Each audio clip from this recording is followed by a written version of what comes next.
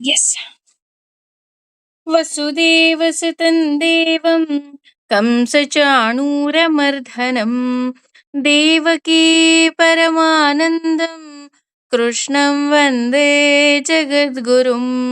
ಶ್ರೀಕೃಷ್ಣಂ ವಂದೇ ಜಗದ್ಗುರುಂ. ಆ ಭೀಷ್ಮ ಪಿತಾಮಹ ಮೊದಲಿಗೆ ಹೇಳ್ತಾರೆ, ಕೋಟ್ಯಾಂತರ ಹೂಗಳಿತ್ತು, ಲಕ್ಷಾಂತರ ಹೂಗಳಿತ್ತು, ದೊಡ್ಡ ಹೂತೋಟ. ಇದು ನಾನ್ ಹೇಳ್ತಾ ಇರೋ ನಾಮಗಳಲ್ಲ, ಋಷಿ ಮುನಿಗಳು, ದೇವತೆಗಳು, ತಿಳಿದವರು ಹೇಳಿದಂತಹ ನಾಮಗಳು. ಅದರಲ್ಲಿ ನಾನು 1000 ನಾಮವನ್ನ ಆರಿಸಿ ಹೂಮಾಲೆಯನ್ನ ಮಾಡಿ ನಿನಗೆ ಕೊಟ್ಟಿದ್ದೀನಿ ಅಂತ. ಅದಕ್ಕೇನೆ ನಾವು ಸಾಮಾನ್ಯವಾಗಿ ಸ್ತೋತ್ರಗಳು ಹೇಳ್ಬೇಕಾರೆ ಸರ್ವಃ, ಶರ್ವಃ, ಶಿವಃ, ಸ್ಥಾಣುಃ ಈ ತರ ಎಲ್ಲ ಇರುತ್ತೆ. ಬಟ್ ಹೇಳ್ಬೇಕಾದ್ರೆ ಒಂದಕ್ಕೊಂದು ಪೋಣಿಸಿ ಸರ್ವ ಶರ್ವ ಶಿವ ಸ್ಥಾಣು ಆ ತರ ಹೇಳ್ತಾ ಹೋಗ್ತೇವೆ. ಈಗ ನಾಮಗಳಿಗೂ ಸಹಸ್ರನಾಮಕ್ಕೂ ಏನ್ ಡಿಫ್ರೆನ್ಸು ಅಂತ ಮೇನ್ ಆಗಿ ನೋಡ್ಬೇಕು ಅಂದ್ರೆ, ನಾವು ಅರ್ಚನೆ ಮಾಡಿದ ಹಾಗೆ ಓಂ ವಿಶ್ವಂ ನಮಃ, ಓಂ ವಿಷ್ಣುವೇ ನಮಃ, ಓಂ ವಷಟ್ಕಾರಾಯ ನಮಃ, ಈ ರೀತಿ. ಸಹಸ್ರನಾಮಾವಳಿ ಅಂದ್ರೆ ಒಟ್ಟಿಗೆ ಹೂಮಾಲೆಯನ್ನ ಕಟ್ಟಿ ದೊಡ್ಡ ಹೂಮಾಲೆಯನ್ನ ಭಗವಂತನಿಗೆ ಭಕ್ತಿಯಿಂದ ಹಾಕೋದು. ಸೊ ಇವತ್ತು ನಾವು ಸಹಸ್ರನಾಮದ ಅರ್ಥದ ತರಗತಿಯಲ್ಲಿದ್ದೀವಿ. ಈಗ ಒಂದೊಂದೇ ಹೂವನ್ನ ತೆಗೆದು ಆ ಹೂವು ಯಾಕೆ ವಿಶೇಷ, ಇದು ಮಲ್ಲಿಗೆ ಹೂವ, ಇದು ಸಂಪಿಗೆ ಹೂವ, ಇದು ಶಾವಂತಿಗೆ ಹೂವ, ಇದರ ಹಿನ್ನೆಲೆ ಏನು, ಈ ರೀತಿ ನಾವು ಒಂದೊಂದು ಹೂವಿನ ಅರ್ಥವನ್ನ ತಿಳ್ಕೊಳ್ತಾ ಬರ್ತೇವೆ.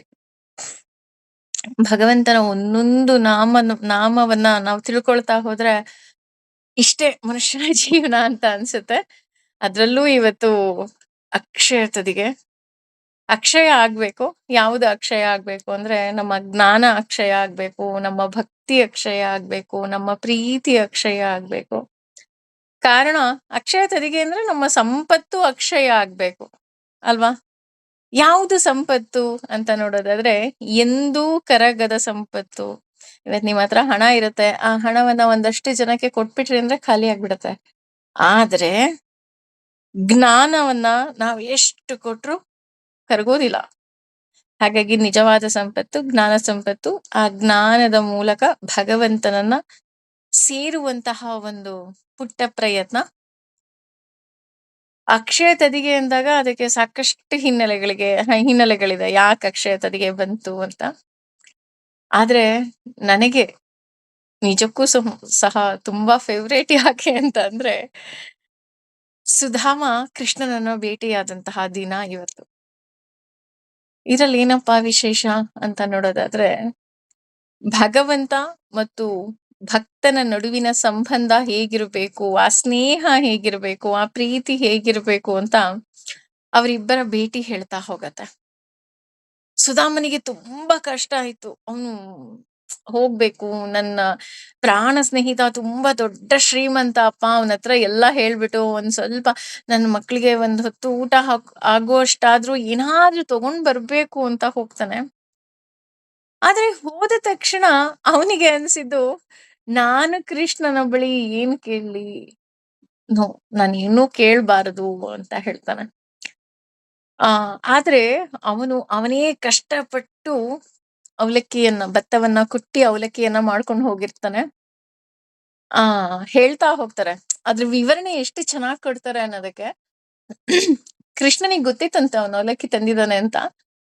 ಆದ್ರೂನು ಬೇಕು ಅಂತ ತಮಾಷೆಗೋಸ್ಕರ, ನೀನ್ ನನ್ಗೇನು ತಂದೇ ಇಲ್ವಾ, ನೋಡು ಏನೋ ಬಚ್ಚಿಟ್ಕೊಳ್ತಾ ಇದೀಯಾ ಅಂತ ಅವನೇ ಮಾಡಿದಂತಹ ಅವಲಕ್ಕಿಯ ಆ ಪುಟ್ಟ ಗಂಟನ್ನ ಕಸಿದುಕೊಂಡು ತಿಂತಾನಂತೆ. ತಿನ್ಬೇಕಾದ್ರೆ ಮೊದಲನೇ ತುತ್ತು ತಿಂತಾನಂತೆ. ಮೊದಲನೇ ತುತ್ತು ತಿಂದು ಭೂಲೋಕದ ಎಲ್ಲ ಸಂಪತ್ತನ್ನ ಸುಧಾಮನಿಗೆ ಬರ್ಕೊಟ್ಬಿಡ್ತಾನಂತೆ.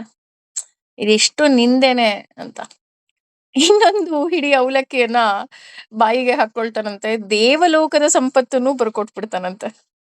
ಇಲ್ಲ, ನಿನಗೇನೋ ಕೊರತೆನೇ ಆಗಬಾರದು ಅಂತ. ಇನ್ನೊಂದು ಹಿಡಿ ಅವಲಕ್ಕಿಯನ್ನ ತಗೊಳ್ತಾನಂತೆ. ತಗೊಂಡು ಇನ್ನೇನ್ ತಿನ್ಬೇಕು ಅನ್ಬೇಕಾದ್ರೆ ಲಕ್ಷ್ಮಿಗೆ ಭಯ ಆಗ್ಬಿಡತ್ತಂತೆ. ಅಯ್ಯೋ ವೈಕುಂಠನೂ ಇವನಿಗೆ ಬರ್ಕೊಟ್ಬಿಟ್ರೆ ನಾನು ಎಲ್ಲಿಗಪ್ಪ ಹೋಗ್ಲಿ ಅಂತ ತಕ್ಷಣ ಆ ಮೂರನೇ ತುತ್ತನ್ನ ಅವಳು ಹಾಕೊಳ್ಳೋದಿಕ್ಕೆ ಬಿಡೋದಿಲ್ವಂತೆ. ನೀವೇ ಎಲ್ಲ ತಿಂದ್ರೆ ಹೇಗೆ, ನಾವು ತಿನ್ಬೇಕಲ್ವಾ ಅಂತ ಕಸಿದುಕೊಂಡು ಓಡ್ ಹೋಗ್ತಾಳೆ ಅಂತ ಹೇಳ್ತಾರೆ. ಅಂದ್ರೆ ವಿವರಣೆ ಕೊಡ್ತಾ ಹೋಗ್ತಾರೆ. ಸೊ ನಾವ್ ಅನ್ಕೊಳ್ತೀವಷ್ಟೇ, ಅಯ್ಯೋ ಭಗವಂತ ನನ್ನನ್ನ ನೋಡ್ತಾನೆ ಇಲ್ಲ, ನನಗ್ ಕಷ್ಟದ ಮೇಲ್ ಕಷ್ಟ ಕೊಡ್ತಿದ್ದಾನೆ, ನೋವಿನ ಮೇಲ್ ನೋವು ಕೊಡ್ತಾ ಇದ್ದಾನೆ, ಎಲ್ರಿಗೂ ಒಳ್ಳೇದ್ ಮಾಡ್ತಿದ್ದಾನೆ, ನನಗ್ ಒಳ್ಳೇದ್ ಮಾಡ್ತಾ ಇಲ್ಲ. ಇದು ಸಾಮಾನ್ಯವಾಗಿ ಎಲ್ಲ ಜನರ ಕಂಪ್ಲೇಂಟ್ ಆಗಿರುತ್ತೆ ಭಗವಂತನ ಬಗ್ಗೆ. ಆದ್ರೆ ಭಗವಂತ ಎಲ್ಲರನ್ನ ನೋಡ್ತಾನೆ, ಅವರ ಭಕ್ತಿಗೆ ತಕ್ಕ ಹಾಗೆ. ಅದಕ್ಕೆ ನಾವು ಸಾಮಾನ್ಯವಾಗಿ ಭಗವದ್ಗೀತೆಯಲ್ಲೂ ಕೇಳ್ತಾ ಬಂದಿದೀವಿ, ವಿಷ್ಣು ಸಹಸ್ರನಾಮದಲ್ಲೂ ಕೇಳ್ತೀವಿ, ಅವರವರ ಯೋಗ್ಯತೆಗೆ ತಕ್ಕ ಹಾಗೆ ಭಗವಂತ ನಮಗೆ ಪೂರ್ಣತೆಯನ್ನ, ಜ್ಞಾನವನ್ನ ಕೊಟ್ಟು ನಮ್ಮನ್ನ ಮೇಲಕ್ಕೇರಿಸ್ತಾ ಹೋಗ್ತಾನ. ಹಾಗಾಗಿ ಭಗವಂತ ನಮ್ಮೆಲ್ಲರನ್ನ ಈ ಭಕ್ತಿ ಮಾರ್ಗಕ್ಕೆ ಕರೆದುಕೊಂಡು ಬಂದಿದ್ದಾನೆ. ಅದೇ ದೊಡ್ಡ ವಿಷಯ. ಅವ್ನ್ ನಮಗೇನು ಕೊಡೋದ್ ಬೇಡ, ನಮ್ಮನ್ನ ಭಕ್ತಿ ಮಾರ್ಗ ಕರ್ಕೊಂಡ್ ಬಂದಿದಾನಲ್ಲ, ಅದೇ ತುಂಬಾ ದೊಡ್ಡ ವಿಷಯ ಆಗಿರೋದ್ರಿಂದ ನಮಗೆ ಇದೇ ರೀತಿ ಅವನ ಬಗ್ಗೆ ಅರಿವು, ಅವನ ಬಗ್ಗೆ ಜ್ಞಾನ, ಅವನ ಬಗ್ಗೆ ತಿಳುವಳಿಕೆ, ಅವನ ಮೇಲಿನ ಪ್ರೀತಿ ನಮಗೆ ಅಕ್ಷಯವಾಗ್ಲಿ ಅಂತ ಕೇಳ್ಕೊಳ್ಳೋಣ. ಎಲ್ಲರಿಗೂ ಅಕ್ಷಯ ತದಿಗೆಯ ಶುಭಾಶಯಗಳು. ಹಾಗೆ ಸಹಸ್ರನಾಮದ ಅರ್ಥದ ತರಗತಿಯಲ್ಲಿದ್ದೀವಿ. ಇವತ್ತು ಮೊದಲನೆಯ ಶ್ಲೋಕದ ಅರ್ಥವನ್ನ ತಿಳಿದುಕೊಳ್ಳುವಂತಹ ಒಂದು ಪುಟ್ಟ ಪ್ರಯತ್ನವನ್ನ ಮಾಡೋಣ. ಈ ವಿಷ್ಣು ಸಹಸ್ರನಾಮ ಶುರು ಮಾಡ್ಬೇಕಾದ್ರೆ ಮೊದಲು ಓಂ ವಿಶ್ವಸ್ಮೈ ನಮಃ ಅಂತ ಹೇಳಿ ಶುರು ಮಾಡ್ತೀವಿ. ಓಂ ವಿಶ್ವಸ್ಮೈ ನಮಃ. ಓಂ ವಿಶ್ವಂ ವಿಷ್ಣುರ್ವಷಟ್ಕಾರೋ ಭೂತ ಭವ್ಯ ಭವತ್ ಪ್ರಭುಃ ಭೂತಕೃತ್ ಭೂತಭೃದ್ಭಾವೋ ಭೂತಾತ್ಮ ಭೂತ ಭಾವನಃ. ಈ ಶ್ಲೋಕದ ವಿಶೇಷ ಏನು ಅಂತ ನೋಡೋದಿದ್ರೆ, ಈ ಶ್ಲೋಕದಲ್ಲಿ ಮೊದಲಿಗೆ 9 ನಾಮ ಬರುತ್ತೆ, ಅದೇ ವಿಶೇಷ. ಎರಡನೇದು 11 ಮಹಾಪುರಾಣಗಳು ಇರುವಂತಹ ಶ್ಲೋಕ ಇದು. ಅಂದ್ರೆ ನಮ್ಮ ಉಸಿರನ ಅತಿ ಹೆಚ್ಚು ಬಳಸಿ ಹೇಳುವಂತಹ ಅಕ್ಷರಗಳು 11 ಇದೆ. ಅತಿ ಹೆಚ್ಚು ಮಹಾಪ್ರಾಣ ಇರುವಂತಹ ಶ್ಲೋಕ ಇದು ಅಂತಲೂ ಸಹ ಹೇಳ್ತಾ ಹೋಗ್ತಾರೆ. ನೋಡಿ, ಮೊದಲನೇ ಶ್ಲೋಕದಲ್ಲೇ 9 ನಾಮ. 9 ಅಂದ್ರೇನೆ ಭಗವಂತನ ಸಂಖ್ಯೆ ಅಂತ ಹೇಳ್ತಾ ಹೋಗ್ತೀವಿ. 1, 8, 18 ಸಹ 9 ಆಗ್ತಾ ಹೋಗುತ್ತೆ. ಹಾಗಾಗಿ ಮೊದಲಿಗೆ ಭಗವಂತ ಎಲ್ಲವನ್ನ ಭಕ್ತರಿಗೆ ದಾರಿ ಎರೆದು ಬಿಟ್ಟಿದ್ದಾನೆ ಅನ್ನೋದಕ್ಕೆ ಇದು ಒಂದು ಚಿಕ್ಕ ಎಕ್ಸಾಂಪಲ್ ಅಷ್ಟೆ. ಇದರಲ್ಲಿ ಮೊದಲನೆಗೆ ಬರುವಂತಹ ಹೆಸರು ವಿಶ್ವಂ. ವಿಶ್ವಂ ಅಂದ್ರೆ ಏನು ಅಂತ ನೋಡೋದಾದ್ರೆ, ಇದು ಮೊದಲಿಗೆ ಸಹಸ್ರನಾಮದ ಮೊದಲನೇ ಹೆಸರು. At the same time Vishnu Sahasranama ಸರ್ವ ವೇದಗಳ ಸಾರ ಅಂತ ಹೇಳ್ತೀವಿ. ಅಂದ್ರೆ ನಮಗೆ ಎಲ್ಲಾ ವೇದಗಳು ಗೊತ್ತಿಲ್ಲ, ಉಪನಿಷತ್ತು ಗೊತ್ತಿಲ್ಲ, ಭಗವಂತನ ಬಗ್ಗೆ ನನಗೇನೂ ಗೊತ್ತಿಲ್ಲ ಅಂತ ಅನ್ನೋರು, ಅಥವಾ ಭಗವಂತನ ಬಗ್ಗೆ ತಿಳಿದುಕೊಳ್ಳಬೇಕು ಅಂತ ಪ್ರಯತ್ನ ಪಡೋರು ಸಹ ಮೊದಲಿಗೆ ಶುರು ಮಾಡೋದು ವಿಷ್ಣು ಸಹಸ್ರನಾಮದಿಂದ. ಯಾಕೆಂದ್ರೆ ನಾವು ವಿಷ್ಣು ಸಹಸ್ರನಾಮವನ್ನ ನಿಷ್ಕಲ್ಮಶವಾಗಿ, ನಿಷ್ಕಾಮವಾಗಿ ನಾವು ಭಗವಂತನ ಮುಂದೆ ಹೇಳೋದ್ರಿಂದ, ಅಥವಾ ನನ್ನ ಮನದಲ್ಲಿ ಭಗವಂತನನ್ನ ನೆನೆದು ಹೇಳೋದ್ರಿಂದ ಸರ್ವ ವೇದಗಳನ್ನ ತಿಳಿದ ಹಾಗೆ ಆಗತ್ತೆ ಅಂತ ಹೇಳ್ತಾ ಹೋಗ್ತಾರೆ. ಈ ಪದವನ್ನ ಒಡೆದಾಗ ವಿ ಮತ್ತೆ ಶ್ವ ಅಂತ 2 ಅಕ್ಷರಗಳು ಬರುತ್ತೆ. ವಿ ಅಂದ್ರೆ ಪಕ್ಷಿ ಅನ್ನುವಂತಹ ಅರ್ಥ ಬರುತ್ತೆ. ಶ್ವ ಅಂದ್ರೆ ಚಲಿಸುವವನು ಅನ್ನೋ ಅರ್ಥ ಕೊಡುತ್ತೆ. ನೋಡಿ, ಅವನು ವಿಶ್ವ ಅಂದ್ರೆ ಪಕ್ಷಿಯ ಮೇಲೆ ಚಲಿಸುವವನು. ಸರಿ, ಯಾವ ಪಕ್ಷಿ ಮೇಲೆ ಚಲಿಸ್ತಾನಪ್ಪ ಅಂತ ನೋಡೋದಾದ್ರೆ, ವೇದಗಳ ಅಭಿಮಾನಿ ದೇವತೆಯಾದ ಗರುಡನ ಮೇಲೆ ಅವನು ಈ ವಿಶ್ವವನ್ನ ಸಂಚಾರ ಮಾಡ್ತಾನೆ, ಅಂದ್ರೆ ಚಲಿಸ್ತಾನೆ. ಹಾಗಾಗಿ ಅವನನ್ನ ನಾವು ವಿಶ್ವ ಅಂತ ಹೇಳ್ತೀವಿ ಅಂತ ಹೇಳ್ತಾ ಹೋಗ್ತಾರೆ.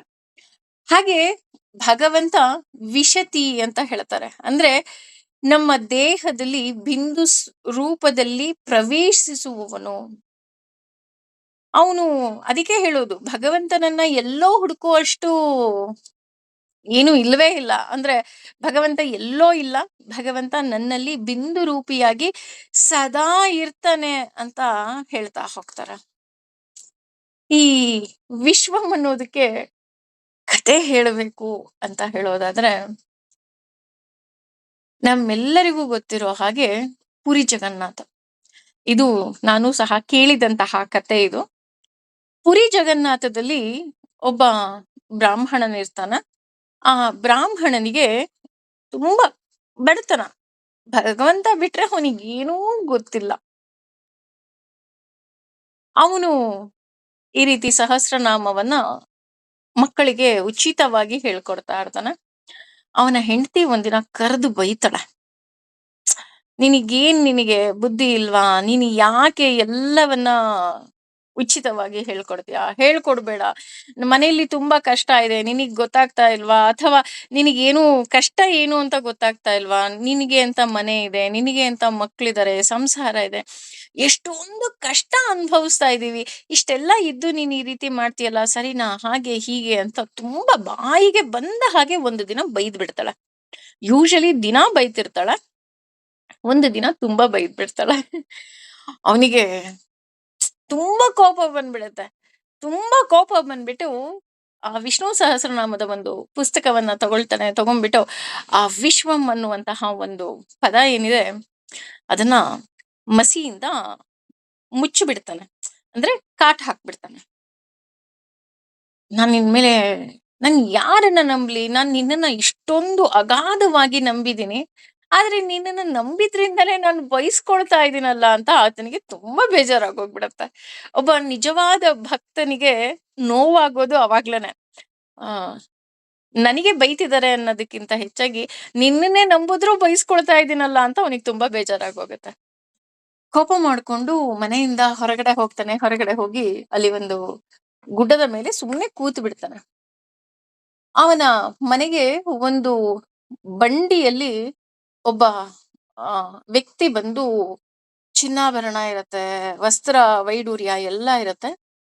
ಅವನಿಗೆ ಎಲ್ಲವನ್ನ ಅವನ ಹೆಂಡತಿಗೆ ಕೊಡ್ತಾನೆ.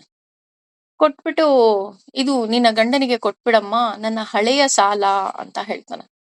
ಆಗ ಅವಳಿದ್ದವಳು ನೀವ್ ಯಾರು ಅಂತ ಹೇಗ್ ಹೇಳಿ? ನನಗೇನು ಗೊತ್ತಿಲ್ವಲ್ಲ ನಿಮ್ ಬಗ್ಗೆ ಅಂತ ಕೇಳ್ತಾಳ. ಆಗ ಅವನು ಇಲ್ಲ ಇಲ್ಲ ಇದು ತುಂಬಾ ಹಳೆ ಸಾಲ. ಅವನು ನನ್ನನ್ನ ತುಂಬಾ ಬೇಜಾರ್ ಮಾಡ್ಕೊಂಡಿದ್ದಾನೆ. ಅಷ್ಟೇ ಅಲ್ಲದೆ ನನ್ನ ಮುಖಕ್ಕೆ ಮಸಿ ಬೆಳೆದ್ಬಿಟ್ಟಿದ್ದಾನೆ ನಿನ್ ಗಂಡ. ಹಾಗಾಗಿ ಎಲ್ಲವನ್ನ ತೆಗೆದುಕೋ ಅಂತ ಎಲ್ಲವನ್ನ ಕೊಟ್ಬಿಟ್ಟು ಆತ ಬಂಡಿ ಹತ್ತಿ ಹೋಗ್ಬಿಡ್ತಾನಂತ. ಮನೆಗೆ ಬರ್ತಾನೆ ಆ ಬ್ರಾಹ್ಮಣ. ಮನೆಗೆ ಬಂದಾಗ ಆತನ ಹೆಂಡತಿ ತುಂಬಾ ಖುಷಿಯಾಗಿರ್ತಾಳೆ. ಬೆಳಗ್ಗೆ ತಾನೇ ಬೈತಾ ಇದ್ಲು, ಈಗ ನೋಡಿದ್ರೆ ಇಷ್ಟೊಂದು ಖುಷಿಯಾಗಿದ್ದಾಳಲ್ಲ ಅಂದ್ಬಿಟ್ಟು ಏನು ಸಮಾಚಾರ ಅಂತ ಕೇಳಿದಾಗ ನಡೆದ ಎಲ್ಲ ಘಟನೆಗಳನ್ನ ಹೇಳ್ತಾಳೆ. ಯಾಕೆ ನೀವು ಪಾಪ ಆ ವ್ಯಕ್ತಿಗೆ ಮಸಿ ಬಳಿಯಕ್ ಹೋಗಿದ್ರಿ ತಪ್ಪಲ್ವಾ ಅಂತ ಹೇಳ್ತಾನೆ. ಇವನಿಗೆ ಅನ್ಸುತ್ತೆ ನಾನ್ ಯಾರಿಗೂ ಮಸಿನೇ ಬೆಳೆದಿಲ್ವಲ್ಲ, ಏನಿದೆಲ್ಲ ಇಷ್ಟೊಂದು ಹಣ ಇದೆ, ವಜ್ರ ವೈಡೂರ್ಯ ಎಲ್ಲ ಇದೆ ಅಂತ ನೋಡಿದಾಗ ಅವನಿಗೆ ತಕ್ಷಣ ನೆನಪಾಗುವುದು ನಾನು ವಿಷ್ಣು ಸಹಸ್ರನಾಮದ ಮೊದಲನೆಯ ಹೆಸರಿಗೆ ಮಸಿ ಬೆಳೆದಿದ್ದೆ ಅಂತ ಅಂದ್ಬಿಟ್ಟು ಆತನನ್ನ ಇಡೀ ಪುರಿಯಲ್ಲಿ ಹುಡುಕ್ತಾನಂತೆ. ಸಿಕ್ಕೋದೇ ಇಲ್ವಂತೆ. ಅವತ್ತಿನಿಂದ ಇವತ್ತಿನವರೆಗೆ ಪುರಿಯಲ್ಲಿ ಸತತವಾಗಿ ವಿಷ್ಣು ಸಹಸ್ರನಾಮ ಪಾರಾಯಣ ಆಗ್ತಾನೆ ಇದೆ, ಆಗುತ್ತೆ. ಯಾಕೆ ಅಂತ ಅಂದ್ರೆ ಭಗವಂತ ಅಲ್ಲಿಗೆ ನಿಜವಾದ ಭಕ್ತನನ್ನ ಕೈ ಹಿಡಿದು ನಡೆಸೋದಿಕ್ಕೆ ಬಂದಿದ್ದ ಅಂತ ಹೇಳ್ತಾರೆ. ಅಂದ್ರೆ ನಾನ್ ಹೇಳದ್ನಲ್ಲ, ನಾವ್ ಅನ್ಕೊಂತೀವಿ ನಾವು ಮಾನವರು, ನಮ್ಗೆ ಎಷ್ಟೋ ಸಲ ಕೋಪ ಬರುತ್ತೆ, ಸಿಟ್ಟು ಬರುತ್ತೆ, ಭಗವಂತನಿಗೆ ಬೈದ್ ಬಿಡ್ತೀವಿ. ಆದ್ರೆ ಭಗವಂತ ನಿಜವಾಗಿಯೂ ಸಹ ವೇದದಲ್ಲಿ ಅಡಗಿದ್ದಾನೆ. ಆ ವೇದದ ಅಷ್ಟೂ ಸಾರ ಈ ವಿಷ್ಣು ಸಹಸ್ರನಾಮದಲ್ಲಿದೆ. ವಿಷ್ಣು ಸಹಸ್ರನಾಮದ ಮೊದಲನೆಯ ಹೆಸರಲ್ಲೇ ಇಷ್ಟೊಂದು ಅರ್ಥ ಅಡಗಿದೆ. ಭಗವಂತ ನಿಜಕ್ಕೂ ಸಹ ಕೈ ಹಿಡಿದು ನಡೆಸ್ತಾನೆ. ಈ ವಿಶ್ವಂ ಅಂತ ಅಂದ್ರೆ ಸಹಸ್ರನಾಮದ ಮೊದಲ ಹೆಸರು. ಅಷ್ಟೇ ಅಲ್ಲದೆ ವಿ ಅಂದ್ರೆ ಪಕ್ಷಿ, ಶ್ವ ಅಂದ್ರೆ ಚಲಿಸುವವನು. ಅಂದ್ರೆ ವೇದದ ಅಭಿಮಾನಿ ದೇವತೆಯಾದ ಗರುಡನನ್ನ ಕೊಂಡಿರುವಂತಹ ಭಗವಂತನನ್ನ ವಿಶ್ವ ಅಂತ ಹೇಳ್ತೀವಿ. ಅಷ್ಟೇ ಅಲ್ಲದೆ ಒಬ್ಬ ನಿಜವಾದ ಭಕ್ತನಿಗೆ ಅವನೇ ವಿಶ್ವ ಅಲ್ವಾ? ಅವನು ಬಿಟ್ಟು ಬೇರೆ ಇನ್ನೇನು ಪ್ರಪಂಚ ಇರೋದಕ್ಕೆ ಸಾಧ್ಯವೇ ಇಲ್ಲ. ಅಂತಹ ನಿಜವಾದ ಭಕ್ತರನ್ನ ಕೈ ಹಿಡಿದು ಕಾಪಾಡುವಂತಹ ಭಗವಂತ ಯಾವ ರೀತಿ ಕೈ ಹಿಡಿದು ಕಾಪಾಡ್ತಾನೆ ಅಂತ ನೋಡೋದಾದ್ರೆ, ನಮ್ಮ ದೇಹದಲ್ಲಿ ಬಿಂದು ಸ್ವರೂಪಿಯಾಗಿ ನೆಲೆಸಿರುವ ಭಗವಂತನನ್ನ ನಾವು ವಿಶ್ವಂ ಅಂತ ನಾವಿಲ್ಲಿ ಕರೀತಾ ಹೋಗ್ತೀವಿ. ಇನ್ನು ಎರಡನೇದು ವಿಷ್ಣು. ವಿಷ್ಣು ಅಂದ ತಕ್ಷಣ ಸಾಮಾನ್ಯವಾಗಿ ನಾವು ತಿಳ್ಕೊಳ್ಳೋದು ಒಬ್ಬ ವ್ಯಕ್ತಿಯ ಹೆಸರು. ಹೇಗೆ ಹೆಸರುಗಳಿರುತ್ತೆ, ಅದೇ ರೀತಿ ವಿಷ್ಣು ಅನ್ನೋದು ಒಂದು ಹೆಸರು ಅಂತ ಅನ್ಕೊಂಡ್ಬಿಟ್ಟಿದೀವಿ. ಖಂಡಿತವಾಗಿಯೂ ಅಲ್ಲ. ವಿಷ್ಣು ಅನ್ನೋದಕ್ಕೂ ಸಹ ಅಗಾಧವಾದ ಅರ್ಥ ಬರ್ತಾ ಹೋಗುತ್ತೆ. ಸಾಮಾನ್ಯವಾಗಿ ಎಲ್ಲಾ ಧರ್ಮಗಳು, ಅಂದ್ರೆ ಹಿಂದೂ ಧರ್ಮ ಇರ್ಬೋದು, ಮುಸ್ಲಿಂ ಧರ್ಮ ಇರ್ಬೋದು, ಅಥವಾ ಕ್ರೈಸ್ತ ಧರ್ಮ ಇರಬಹುದು, ಜೈನ, ಬೌದ್ಧ, ಈ ರೀತಿ ಯಾವ ಧರ್ಮವನ್ನ ತೆಗೆದುಕೊಂಡ್ರೂ ಸಹ ಅಲ್ಲಿ ದೇವರು ಅನ್ನೋದಕ್ಕೆ ಯಾವ ವಿಶ್ಲೇಷಣೆ ಇದೆಯೋ ಅದಕ್ಕೆ ಸಂಸ್ಕೃತದಲ್ಲಿ ವಿಷ್ಣು ಅಂತ ಹೇಳ್ತಾ ಹೋಗ್ತಾರೆ. ವಿಷ್ಣು ಅಂತ ಅಂದ್ರೆ ಸರ್ವ ಶಬ್ದ ವಾಚ್ಯನಾದ ಭಗವಂತ, ಸರ್ವಗತನಾಗಿರುವಂತಹ ಭಗವಂತ ಅನ್ನೋ ಅರ್ಥ ಬರ್ತಾ ಹೋಗುತ್ತೆ. ಇದು ಎಲ್ಲ ಜಾತಿ ಧರ್ಮ ಮೀರಿ ಎಲ್ಲರೂ ಸಹ ಒಪ್ಪುವಂತಹ ಅರ್ಥ ಅಲ್ವಾ? ಭಗವಂತ ಅಂದ್ರೆ ಹೌದು ರೀ, ಅವನು ಸರ್ವ ಶಬ್ದ ವಾಚ್ಯ.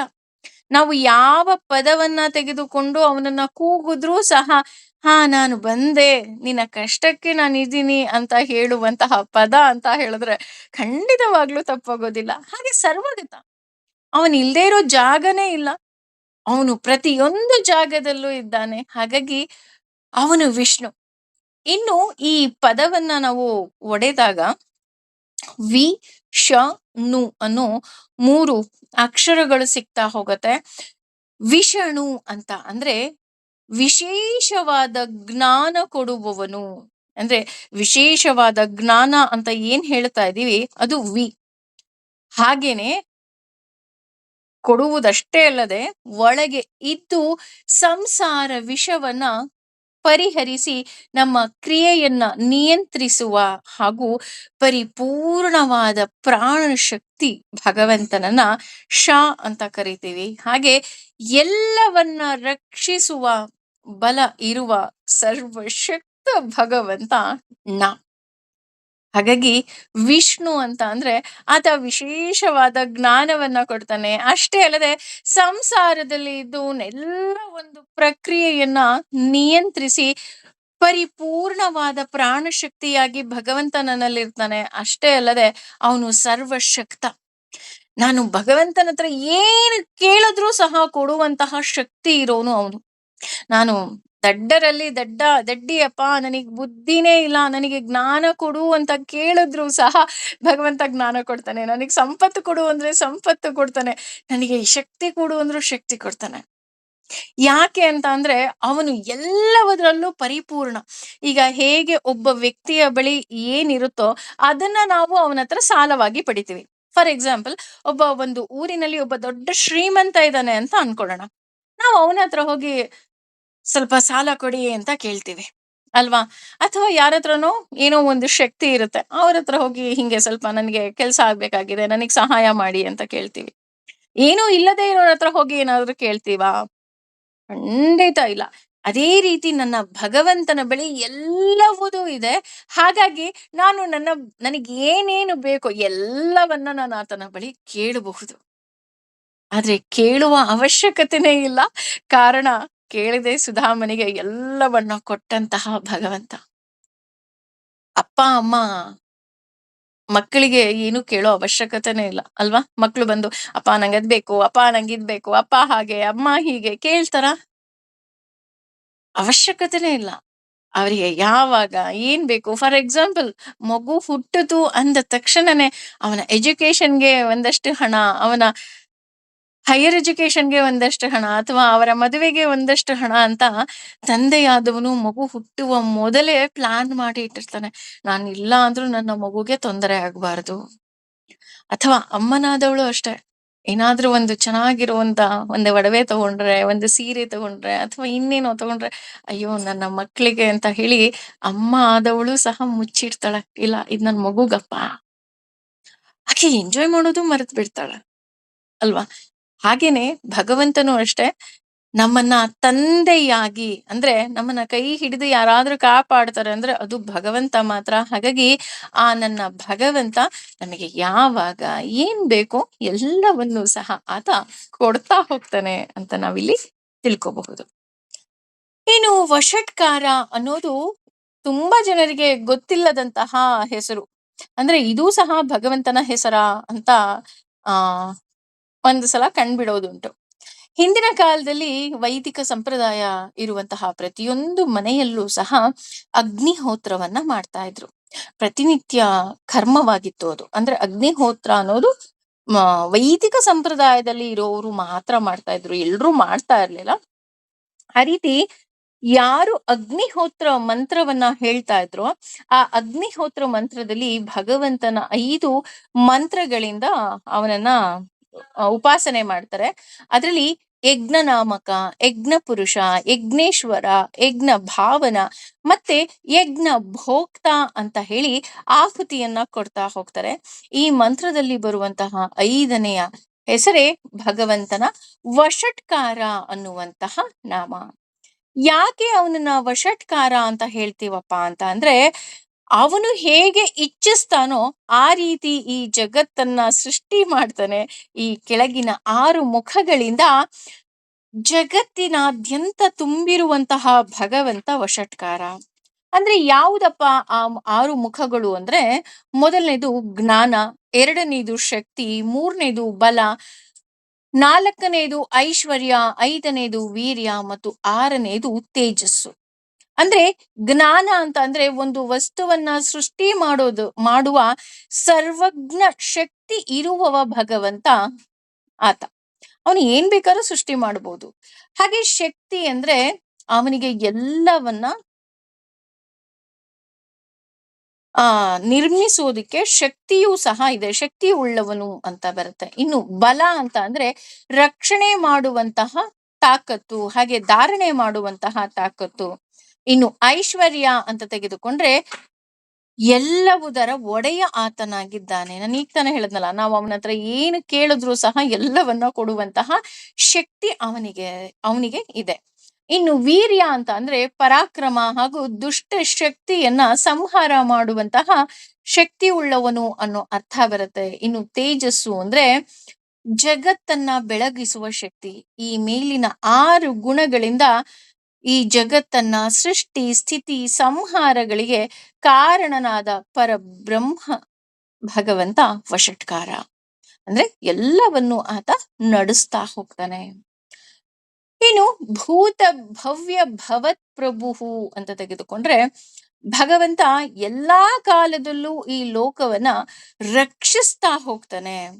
ಅಂದ್ರೆ ಆತ ಅನಂತವಾಗಿ ಇದ್ದವನು. ಅಂದ್ರೆ ಭೂತ ಕಾಲದಲ್ಲಿ ಹಾಗೂ ಮುಂದೆ ಭವಿಷ್ಯತ್ ಕಾಲದಲ್ಲಿ ಹಾಗೂ ಈ ವರ್ತಮಾನ ಕಾಲದಲ್ಲೂ ಸಹ ಈ ಲೋಕವನ್ನ ರಕ್ಷಣೆ ಮಾಡುತ್ತಿರುವಂತಹ ಭಗವಂತ ಅಂತ ಬರ್ತಾ ಹೋಗುತ್ತೆ. ಈ ನಾಮವನ್ನ ಒಡೆದಾಗ ಭೂತ ಪ್ಲಸ್ ಭವಿ ಪ್ಲಸ್ ಭವತಿ ಪ್ಲಸ್ ಪ್ರಭು ಅನ್ನುವಂತಹ 4 ಪದಗಳು ಬರ್ತಾ ಹೋಗುತ್ತೆ. ಅದರಲ್ಲಿ ಭಗವಂತ ಮುಕ್ತಿಗೆ ಯೋಗ್ಯವಾದ ಸಾತ್ವಿಕರು ಹಾಗೂ ಭವಿ ಅಂತ ಅಂದ್ರೆ ಸಂಸಾರಿಗಳು ಅಂದ್ರೆ ರಾಜಸರು, ಹಾಗೆ ಭವಂತಿ ಅಂತ ಅಂದ್ರೆ ಜೀವನದಲ್ಲಿ ಎತ್ತರಕ್ಕೆ ಏರದ ತಾಮಸರು. ಈ ರಜೋಗುಣ, ತಮೋಗುಣ ಮತ್ತೆ ಸಾತ್ವಿಕ ಗುಣ ಅವ್ರು ಹೇಗಿದ್ದಾರೆ ಅಂತ ಗುಣತ್ರಯ ವಿಭಾಗ ಯೋಗದಲ್ಲಿ ಭಗವಂತ ತುಂಬಾ ಸುಂದರವಾಗಿ ನಮ್ಗೆ ಮುಟ್ಟಿಸ್ಬಿಟ್ಟಿದ್ದಾನೆ ನಮ್ಮ ಮನಸ್ಸಿಗೆ. ಆ 3 ಜನರನ್ನು ಸಹ ಕಾಪಾಡುವಂತಹ ಭಗವಂತ ಅಂದ್ರೆ ಸಾತ್ವಿಕರಿಗೂ ರಾಜಸರಿಗೂ ತಾಮಸರಿಗೂ ಪ್ರಭುವಾಗಿರುವಂತಹ ಭಗವಂತ. ಈ ರೀತಿ ಆತ ಎಲ್ಲೆಡೆ ಇದ್ದು ನಮ್ಮನ್ನ ರಕ್ಷಣೆ ಮಾಡ್ತಾ ಹೋಗ್ತಾನೆ. ಯಾಕೆ ಅಂತ ಅಂದ್ರೆ, ಈಗ ಒಳ್ಳೆ ಮಕ್ಕಳು ಅಂತ ಅಂದ್ಮೇಲೆ ಭಗವಂತನಿಗೆ ತಂದೆ ತಾಯಿಗೆ ಎಲ್ಲರೂ ಹೇಗೆ ಒಂದೇನೋ ಹಾಗೆ ಭಗವಂತನಿಗೂ ಅಷ್ಟೇ ರಜೋಗುಣ, ತಮೋಗುಣ, ಸಾತ್ವಿಕ ಗುಣ. ನಮ್ಮಲ್ಲಿ ಆ ಗುಣಗಳು ಸಹ ಅವನಿಂದನೇ ಬರ್ತಾ ಹೋಗುತ್ತೆ. ಅಷ್ಟೇ ಅಲ್ಲ, ಆ 3 ಗುಣ ಅಂತ ಏನಿದೆ ಅದೇ ಹಗ್ಗಗಳು. ಈ ಭೂಲೋಕಕ್ಕೆ ಬಂದ ತಕ್ಷಣ 3 ಹಗ್ಗದಿಂದ ದೇವಿ ನಮ್ಮನ್ನ ಕಟ್ ಹಾಕ್ಬಿಡ್ತಾಳೆ. ಯಾಕೆಂದ್ರೆ ನೀವ್ ಇಲ್ಲೇ ಇರಿ, ನೀವು ಮತ್ತೆ ವೈಕುಂಠಕ್ಕೆ ಬರಬೇಡಿ ಅಂತ. ಆದ್ರೆ ಯಾವಾಗ ನಾವು ಸತತವಾಗಿ ನಿರಂತರವಾಗಿ ಭಗವಂತನ ನಾಮಸ್ಮರಣೆ ಮಾಡ್ತಾ ಭಗವಂತನ ಶರಣಾಗ್ತಾ ಹೋಗ್ತೀವಿ, ಆತ ಒಂದೊಂದೇ ಹಗ್ಗವನ್ನ ಬಿಡಿಸುವಂತೆ ದೇವಿಯರಿಗೆ ಆದೇಶ ಕೊಡ್ತಾ ಹೋಗ್ತಾನೆ.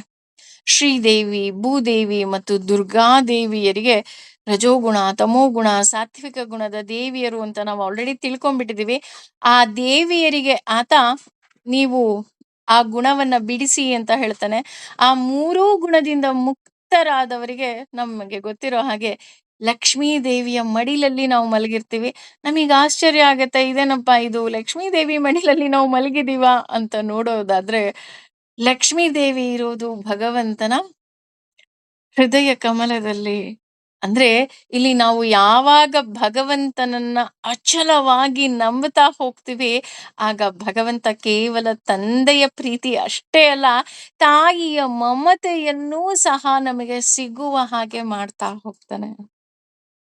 ಸೊ ಈ ಸಾತ್ವಿಕ ಗುಣ, ರಜೋಗುಣ ಮತ್ತೆ ತಮೋಗುಣ ಮೂರೂ ಗುಣದವರಿಗೂ ಸಹ ಪ್ರಭುವಾಗಿ ಹಾಗೂ ಸರ್ವ ಜೀವ ರಕ್ಷಕನಾಗಿರುವಂತಹ ಭಗವಂತನನ್ನ ಭೂತ ಭವ್ಯ ಭವತ್ ಪ್ರಭು ಅಂತ ನಾವಿಲ್ಲಿ ಹೇಳ್ತಾ ಹೋಗ್ತೀವಿ.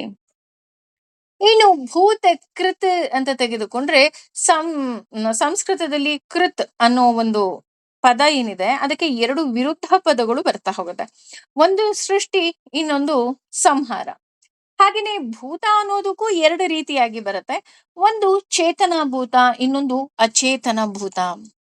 ಏನಿದು ಚೇತನ ಭೂತ ಅಚೇತನ ಭೂತ ಅಂತ ನೋಡೋದಾದ್ರೆ, ಭಗವಂತ ಚೇತನಾ ಭೂತ. ಅಂದ್ರೆ ಇದು ಭಗವದ್ಗೀತೆಯನ್ನ ಕೇಳಿದವರಿಗೆ ತುಂಬಾ ಚೆನ್ನಾಗಿ ಗೊತ್ತಿರುತ್ತೆ. ಏನು ಭಗವಂತ, ವಾಟ್ ಈಸ್ ಗಾಡ್ ಅಂತ ನಾವೇನಾದ್ರೂ ನೋಡೋದಾದ್ರೆ, ಭಗವಂತ ಅನ್ನೋನು ಹೇಗೆ ವರ್ಣನೆ ಮಾಡಬಹುದಪ್ಪ, ಹೇಗೆ ತಿಳ್ಕೋಬಹುದಪ್ಪ ಅಂತ ನೋಡೋದಾದ್ರೆ, he is just like A current. ಯಾವುದೋ ಒಂದು ಜಲಪಾತದಲ್ಲಿ ಕರೆಂಟ್ ಉದ್ಭವ ಆಗತ್ತೆ. ಕರೆಂಟ್ ಉತ್ಪತ್ತಿಯಾಗಿ ಅದು ನಮ್ಮ ಊರಿನ ಟ್ರಾನ್ಸ್ಫಾರ್ಮ್ ಬರುತ್ತೆ, ಆಮೇಲೆ ಒಂದು ಏರಿಯಾ ಟ್ರಾನ್ಸ್ಫಾರ್ಮಿಗೆ ಬರುತ್ತೆ, ಆಮೇಲೆ ಮನೆ ಮನೆಗೂ ವೈರಲ್ಲಿ ಬರ್ತಾ ಹೋಗುತ್ತೆ ಅಲ್ವಾ. ನಮ್ಮ ಬೀದಿಯಲ್ಲಿ ಯಾವ ಕಂಬ ಇರುತ್ತೋ ಆ ಕಂಬದಿಂದ ನಾವು ಸಹ ನಮ್ಮ ಮನೆಗೆ ಒಂದು ಕಂಬವನ್ನ, ಒಂದು ಲೈನ್ ಅನ್ನ ಎಳ್ಕೊಂಡಿರ್ತೀವಿ. ತುಂಬಾ ಜನ ಏನ್ ಮಾಡ್ಬಿಡ್ತಾರೆ ಅಂತ ಅಂದ್ರೆ, ಮೇನ್ ಸ್ವಿಚ್ ಆಫ್ ಮಾಡ್ಬಿಟ್ಟು ನಮ್ಮ ಮನೇಲಿ ಕರೆಂಟೇ ಇಲ್ಲ ಅಂತ ಹೇಳ್ತಾ ಹೋಗ್ತಾರೆ.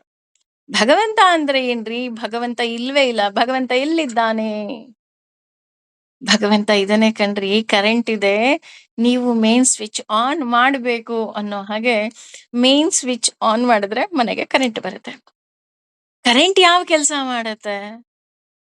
ಕರೆಂಟು ಫ್ರಿಡ್ಜ್ ಅಲ್ಲಿ ಇಟ್ಟಂತಹ ಆಹಾರವನ್ನ ಸುರಕ್ಷತೆ ಮಾಡ್ತಾ ಹೋದ್ರೆ, ಮಿಕ್ಸಿ ಆನ್ ಮಾಡಿದ್ರೆ ರುಬ್ತಾ ಹೋಗುತ್ತೆ, ವಾಷಿಂಗ್ ಮಿಷಿನ್ ಆನ್ ಮಾಡಿದ್ರೆ ಬಟ್ಟೆ ಒಗಿತಾ ಹೋಗುತ್ತೆ, ಫ್ಯಾನ್ ತಿರುಗ್ತಾ ಹೋಗುತ್ತೆ, ಲೈಟ್ ಉರಿತಾ ಹೋಗುತ್ತೆ, ಹೀಟರ್ ಬಿಸಿನೀರ್ ಕೊಡ್ತಾ ಹೋಗುತ್ತೆ. ನಾವು ಬಿಸಿನೀರ್ ಕೊಟ್ಟ ತಕ್ಷಣ ಹೀಟರ್ಗೆ ಥ್ಯಾಂಕ್ ಯು ಹೇಳೋದಿಲ್ಲ, ಅಥವಾ ಹೀಟರ್ಗೆ ಬಿಲ್ ಕಟ್ಟೋದಿಲ್ಲ. ಅಥವಾ ಹೊರಗಡೆಯಿಂದ ಬಂದ ತಕ್ಷಣ AC ಆನ್ ಮಾಡ್ತೀವಿ, ACಗೆ ನಾವು ಬಿಲ್ ಕಟ್ಟೋದಿಲ್ಲ, ನಾವು ಕಟ್ಟೋದು ಕರೆಂಟಿಗೆ ಬಿಲ್.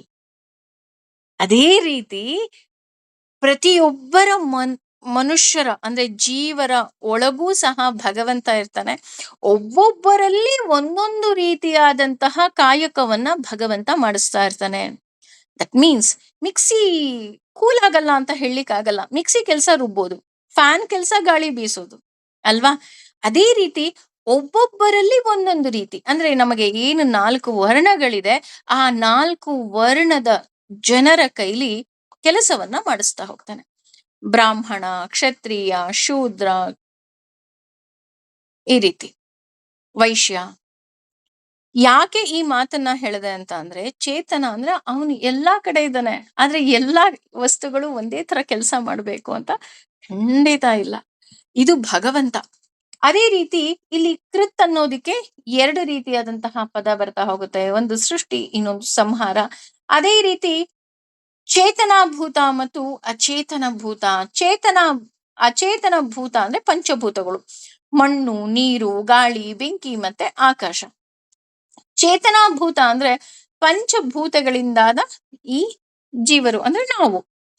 ಇಲ್ಲಿ ಭೂತ ಕೃತ್ ಅಂತ ತೆಗೆದುಕೊಂಡ್ರೆ ಒಂದು ಅರ್ಥದಲ್ಲಿ ಈ ಪಂಚಭೂತಗಳಿಂದಾದ ನಾವುಗಳು ಏನಿದೀವಿ ನಮ್ಮ ಒಳಗೆ ಇದ್ದು ನಮ್ಮ ಮೂಲಕ ಭಗವಂತ ಮುಕ್ತಿಯನ್ನ ಕೊಡ್ತಾ ಹೋಗ್ತಾನೆ. ಅಂದ್ರೆ ಈ ಆತ್ಮಕ್ಕೆ ಒಂದು ಮುಕ್ತಿ ಬೇಕಲ್ವಾ, ಅದನ್ನ ಕೊಡ್ತಾ ಹೋಗ್ತಾನೆ.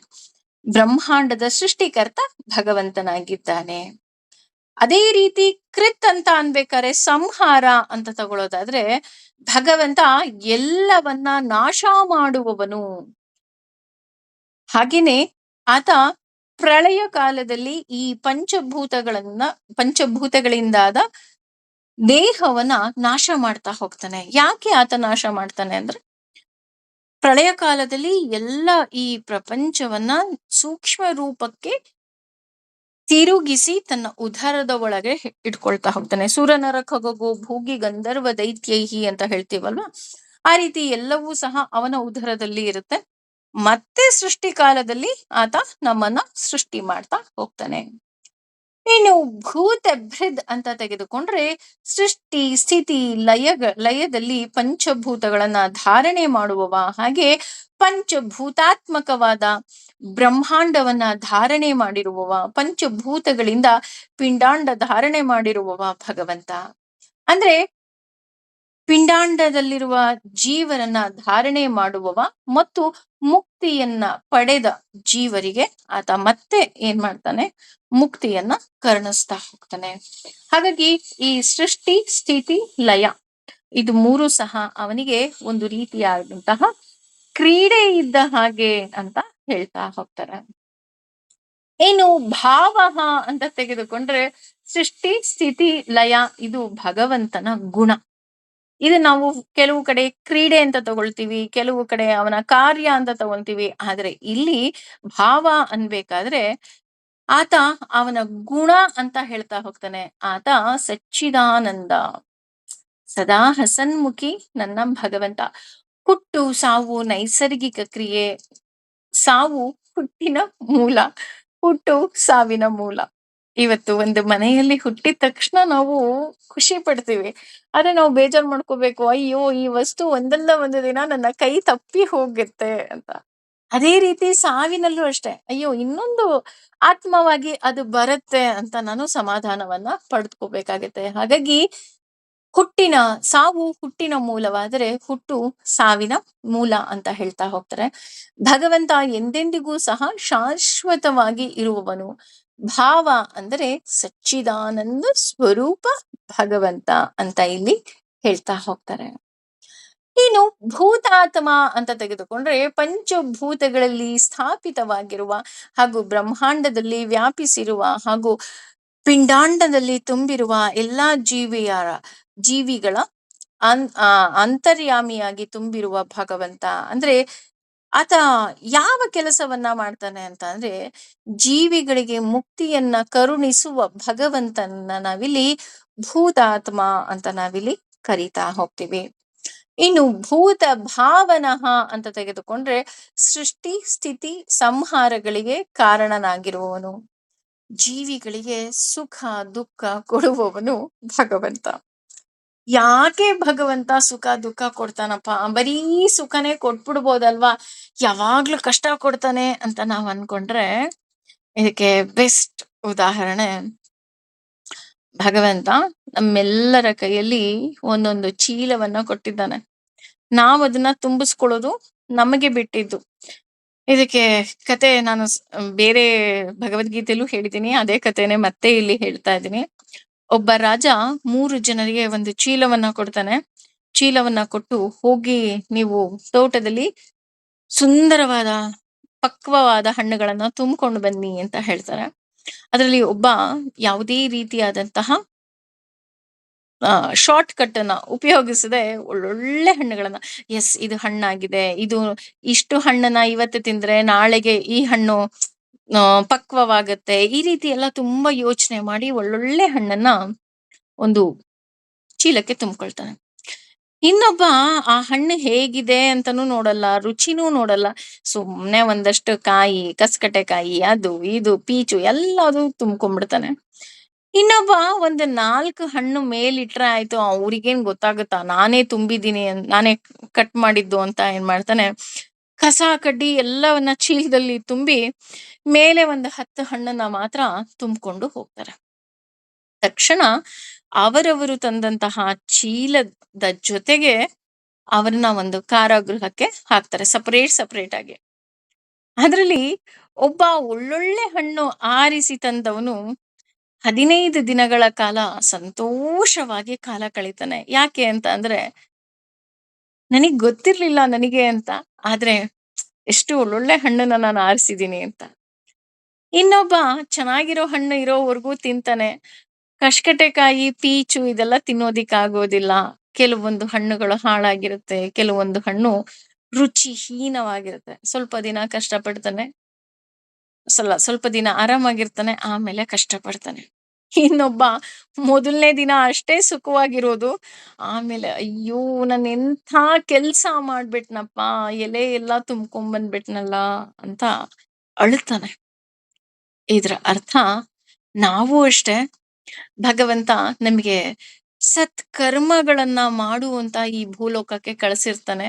ನಾವು ಯಾರೋ ನೋಡ್ತಿದ್ದಾರೆ ಅಂದಾಗ ಮಾತ್ರ ಸತ್ಕರ್ಮಗಳನ್ನ ಮಾಡಿ, ಉಳಿದ ಹಾಗೆ ನಾವು ಅವನು ಮಾಡದ್ನಲ್ಲ ಎಲೆಗಳು ತುಂಬಿಟ್ಟಿರ್ತೀವಿ. ಆ ರೀತಿ ತುಂಬಿದ್ರೆ ಇವತ್ತಲ್ಲ ನಾಳೆ ನಮಗೇ ನಷ್ಟ. ಹಾಗಾಗಿ ಸುಖ ದುಃಖ ಎರಡೂ ಭಗವಂತ ಕೊಡ್ತಾನೆ ಅಂತ ಹೇಳ್ತಾರೆ. ಹೌದು ನಿಜ. ಆದ್ರೆ ಆ ಸುಖ ದುಃಖಕ್ಕೆ ಮೂಲ ಕಾರಣ ನಮ್ಮ ಕರ್ಮಗಳು. ಕರ್ಮ ಈಸ್ ನಥಿಂಗ್ ಬಟ್ ನಮ್ಮ ಕೆಲಸ. ನಾವು ಯಾವ ರೀತಿ ಕೆಲಸ ಕಾರ್ಯಗಳನ್ನ ಮಾಡ್ತೀವಿ, ಯಾವ ರೀತಿ ನಾವು ನಮ್ಮ ಜೀವನವನ್ನ ನಡೆಸ್ತೀವಿ, ಆ ರೀತಿಯಾದಂತಹ ಫಲ ಖಂಡಿತವಾಗ್ಲೂ ಬರುತ್ತೆ. ತುಂಬಾ ಜನ ಅನ್ಬೋದು, ಇಲ್ಲ ನಾನು ಒಳ್ಳೆ ಕೆಲ್ಸನೇ ಮಾಡ್ತಾ ಇದ್ದೀನಿ, ಫಲ ಸಿಗ್ತಾ ಇಲ್ಲ. ಬಹುಶಃ ಬಿದಿರಿನ ಹಾಗಿರಬಹುದು, ಸ್ವಲ್ಪ ಕಾದು ನೋಡಿ ಅಂತ ಮಾತ್ರ ಖಂಡಿತ ಹೇಳ್ತೀನಿ. ಸೊ ಭಗವಂತ ಭೂತ ಭಾವನಃ ಅನ್ಬೇಕಾದ್ರೆ ನಮಗೆ ಸುಖ ಮತ್ತು ದುಃಖವನ್ನ ಕೊಡುವವನು ಅನ್ನೋ ಅರ್ಥ ಬರ್ತಾ ಹೋಗತ್ತೆ. ಇವತ್ತು ಮೊದಲನೇ ಶ್ಲೋಕದ 9 ನಾಮಗಳ ಅರ್ಥಗಳನ್ನ ತಿಳ್ಕೊಂಡ್ವಿ. ಐ ಹೋಪ್ ನೀವೆಲ್ಲರೂ ಸಹ ಇಷ್ಟಪಟ್ರಿ ಅಂತ ಭಾವಿಸ್ತೀನಿ. ಸರ್ವಂ ಶ್ರೀ ಕೃಷ್ಣಾರ್ಪಣಮಸ್ತು. ಸರ್ವೇ ಜನ ಸುಖಿನೋ ಭವಂತು. ಸಮಸ್ತ ಸನ್ಮಂಗಲಾನಿ ಭವಂತು.